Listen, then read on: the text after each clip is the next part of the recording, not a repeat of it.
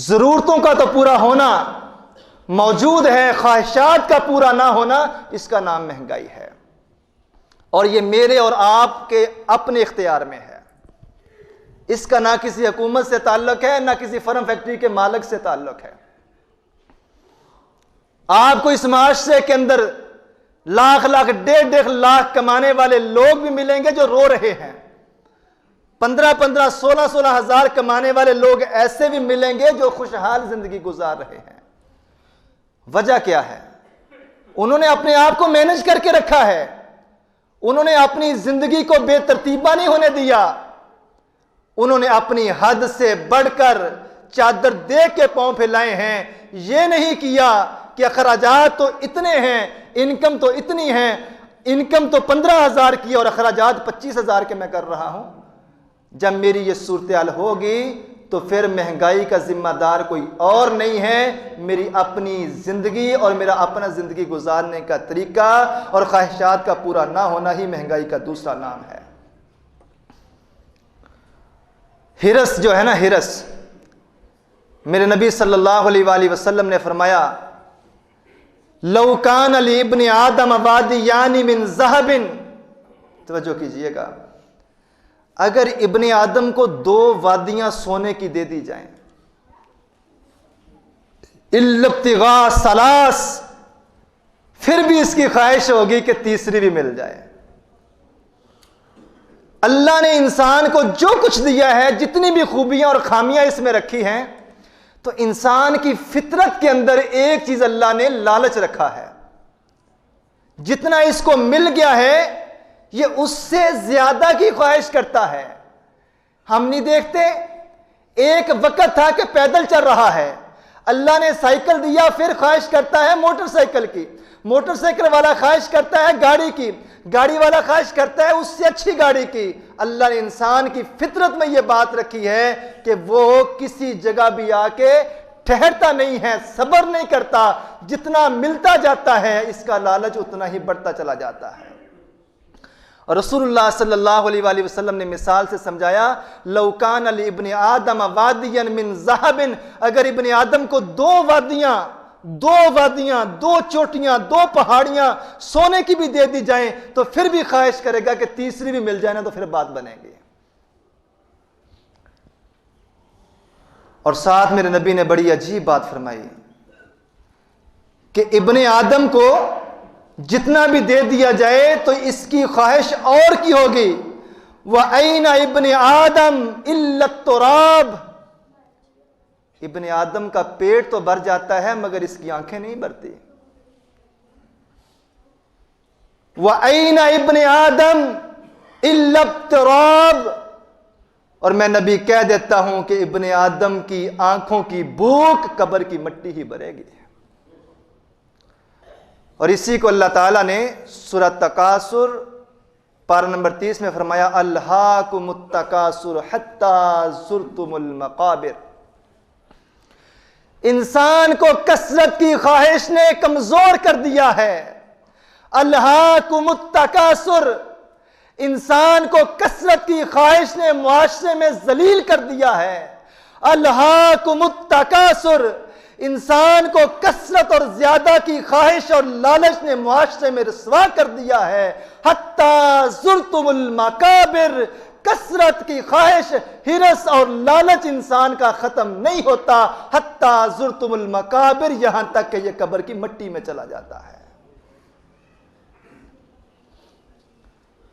جتنا رب نے دیا ہے، جیسا دیا ہے، اس حال میں اگر ہمیں جینا آ جائے تو انسان کی زبان سے شکوے ختم ہو سکتے ہیں۔ میں اور آپ یہ سمجھتے ہیں کہ صرف مال ہی، پیسہ ہی، اچھا گھر ہی، اچھی گاڑی ہی یہی نعمت ہے۔ ہاں یہ نعمت ہے، صرف یہی نعمت ہے، یہ بات ٹھیک نہیں ہے۔ اگر اللہ نے صحت دی ہے تو لوگوں یہ بھی نعمت ہے، یہ کسی مال سے کم نہیں ہے۔ اگر اللہ نے دیکھنے کے لیے 2 آنکھیں دی ہیں تو یہ کسی مال سے کم نہیں ہے۔ اگر اللہ نے کمانے کے لیے 2 ہاتھ دیے ہیں تو یہ کسی مال سے کم نہیں ہے۔ پہلے بھی شاید یہ واقعہ میں نے آپ کے سامنے رکھا ہے یونان کی جہاز ران کمپنی کا مالک تھا اوناسس جہازوں کا مالک ہے، ایک جہاز کا نہیں، پوری کمپنی چل رہی ہے۔ آج کسی کی 2 بسیں روڈ پہ چل رہی ہوں تو اس کے پاؤں زمین پہ نہیں لگتے، اور یہ دنیا کا امیر ترین انسان جہازوں کا مالک ہے، کمپنی کا مالک ہے، اللہ نے اسے ایک بیماری کے اندر مبتلا کر دیا۔ اور بیماری اس کو کیا لگتی ہے؟ اس کی آنکھوں کے یہ جو مسلز ہیں یہ کام کرنا چھوڑ دیتے ہیں۔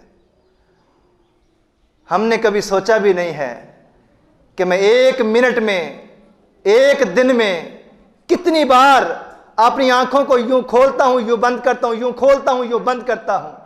کوئی پیسہ نہیں لگتا، کوئی بٹن نہیں دبانا پڑتا، کوئی سپرنگ نہیں ہے، اللہ کا نظام ہے، میں جب چاہوں آنکھ کھولوں جب چاہوں بند کروں۔ یہ اوناسس کو ایک بیماری لگتی ہے، اللہ تعالیٰ اس کے پٹھوں کو کمزور کرتے ہیں اور اس کے اندر سے یہ صلاحیت چھین لیتے ہیں کہ اوناسس اپنی مرضی سے نہ آنکھیں کھول سکتا ہے نہ اپنی مرضی سے آنکھیں بند کر سکتا ہے۔ صبح جب آفس کے لیے نکلتا ہے تو اس کے ملازم اس کی آنکھوں کو سلوشن ٹیپ کے ساتھ جوڑ دیتے ہیں، اس کی آنکھ کو اٹھا کے اوپر جوڑتے ہیں اور سارا دن اس کی آنکھ کھلی رہتی ہے۔ اس اوناسس سے کسی نے ایک دن پوچھا دنیا میں سب سے بڑی آپ کی خواہش کیا ہے؟ کہتا ہے اللہ اگر مجھے اپنی مرضی سے آنکھیں کھولنے اور بند کرنے کی اجازت دے دے، توفیق دے دے اور میری یہ نعمت مجھے واپس لٹا دے تو میرے لیے اس سے بڑی دنیا کے اندر اور کوئی خواہش نہیں ہے۔ پوچھا اس کے لیے کیا وقف کرو گے؟ کہا اپنی آدھی جائیداد اگر مجھے لگانی پڑے تو میں اس کام کے لیے لگا دوں گا۔ کس کے لیے؟ کہ میں اپنی مرضی سے آنکھیں کھول سکوں اور اپنی مرضی سے آنکھیں بند کر سکوں۔ یہ اوقات ہے میری اور آپ کی، یہ حیثیت ہے انسان کی۔ ایک نعمت اگر اللہ چھینتا ہے تو اپنا سب کچھ لٹا کے وہ نعمت واپس لینے کے لیے ہر طرح کی توغ و دو اور کوشش کرنے کے لیے تیار ہو جاتا ہے۔ کہتا ہے اس کام کے لیے اگر مجھے آدھی دولت بھی دینی پڑے میں دے دوں گا، پر میں اس بیماری سے آوازار ہو گیا ہوں، پریشان ہو گیا ہوں کہ اپنی مرضی سے نہ آنکھیں کھول سکتا ہوں نہ اپنی مرضی سے آنکھیں بند کر سکتا ہوں۔ لوگوں اگر اللہ نے صحت دی ہے تو یہ کسی نعمت سے کم نہیں ہے، یہ کسی مال سے کم نہیں ہے۔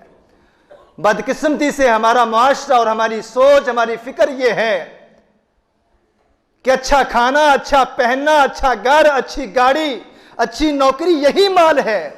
نہیں، یہ صرف یہی مال نہیں ہے۔ اگر آپ کا ہاتھ تھام کے روڈ پر کراس کرانے والا آپ کو کوئی ہے تو یہ بھی اللہ کی نعمت ہے۔ آپ کے لیے کچھ جگہ چھوڑنے والا ہے، آئیے یہاں بیٹھ جائیں، یہ بھی اللہ کی نعمت ہے، یہ کسی مال سے کم نہیں ہے۔ لوگ گالی دے کے نہیں، عزت سے احترام سے آپ کو بلانے والے ہیں، یہ بھی اللہ کی نعمت ہے۔ لوگ آپ کا احترام اور عزت کرنے والے ہیں، یہ بھی اللہ کی نعمت ہے۔ پیسہ اللہ کی نعمت ہے، لیکن یاد رکھیے یہ صرف اور صرف زندگی گزارنے کے لیے میری اور آپ کی ضرورت ہے۔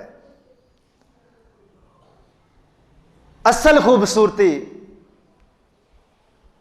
میرے اور آپ کے لیے ہماری زندگی کی یہ ہے کہ جتنا مجھے میرے مالک نے عطا کیا ہے، اگر اس عطا پہ، اپنی قسمت پہ، اپنی تقدیر پہ اللہ کی رضا کے ساتھ مجھے راضی رہنا آ گیا، اللہ کی قسم اگر اگلے لمحے ہمیں موت آ جاتی ہے تو یہ موت ہماری اللہ کی جنت والی ہوگی، اللہ کی جہنم والی نہیں ہوگی۔